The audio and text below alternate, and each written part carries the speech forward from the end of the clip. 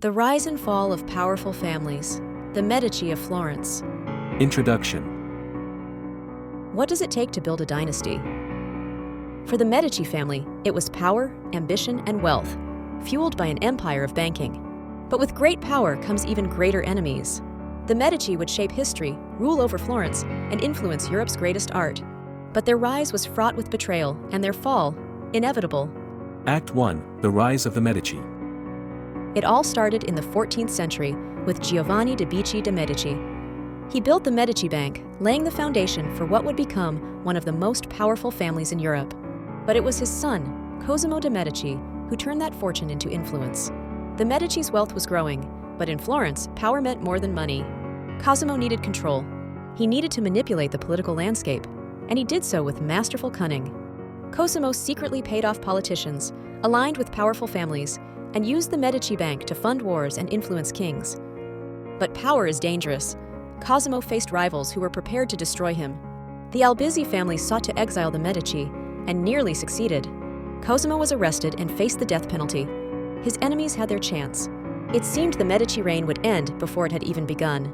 But Cosimo, ever the schemer, used his wealth to bribe the guards and escape exile.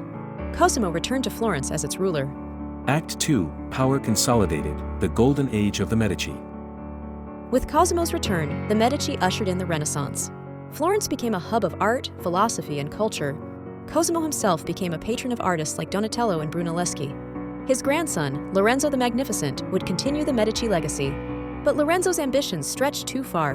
The Pazzi family, rivals of the Medici, plotted to assassinate Lorenzo and his younger brother Giuliano in 1478. Their plan was simple but deadly. During Easter services, the assassination attempt ended with the death of Giuliano and an injured Lorenzo. The city erupted into chaos. The Medici would crush their rivals in revenge, but the cracks in their rule were starting to show. Act 3. The Medici influence grows. Despite the conspiracies, the Medici were far from finished. Lorenzo's son, Giovanni, would become Pope Leo X, bringing the family unprecedented power in the Catholic Church. But the Medici's ambitions were costly. As Leo X expanded the Medici influence in Rome, Florence began to suffer. The lavish spending on wars and luxury bankrupted the Medici Bank.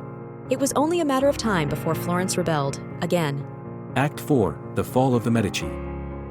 As the Medici family struggled to maintain control, their enemies grew stronger. In 1527, the citizens of Florence revolted. The Medici were driven from the city. It seemed that their reign had ended once and for all. But the Medici had one last move.